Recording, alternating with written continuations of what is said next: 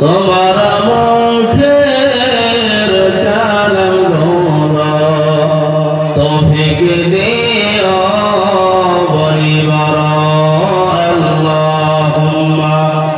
সাল্লি আলা মাওলানা মুহাম্মদ ওয়া